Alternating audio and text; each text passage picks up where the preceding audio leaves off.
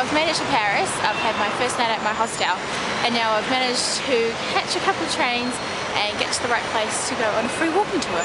As you can see, my hood is up, so it's not a very nice day. It's kind of lightly rainy, but I thought it'd be nice to go for a walk because then I get better pictures and stuff, and you can stop at the different places. So let's see how it goes. Yes, we are in Paris. More specifically though, we are in fact in Saint-Michel. Now this guy in the fountain, the slightly effeminate looking one, the one with the sword, that is Saint-Michel himself. And Saint-Michel, he was kind of like God's henchman. So the guy that he's standing on here, that's the devil. Because he's the man that sent the devil down to hell and kept him there. And that's what we're seeing in this fountain. Now this fountain, it was commissioned under the reign of Napoleon III, and we're going to have a bit more of a chat about him when we get down onto the banks of the Seine and talk about where this city came from.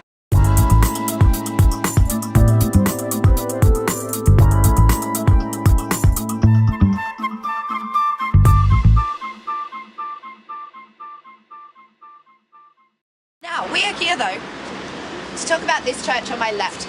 This here, it is of course Notre Dame. Now its full name is actually Notre Dame de Paris. Who can tell me what that means in English? Notre Dame de Paris in English?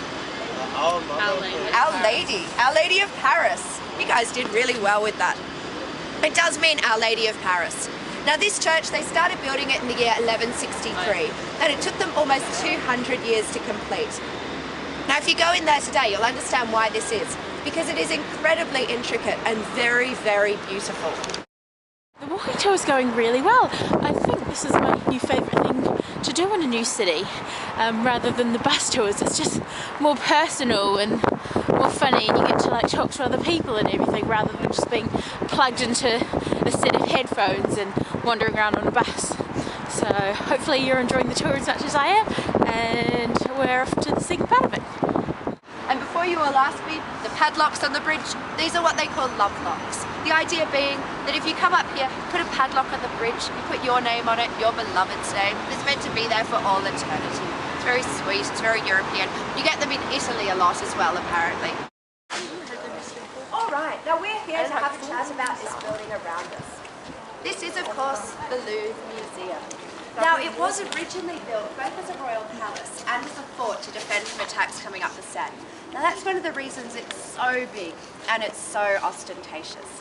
As I mentioned earlier, it was renovated under the reign of a guy called Louis XIV, and he's the one that we know as the Sun King. So anything that he's been involved with, we see images of sunlight.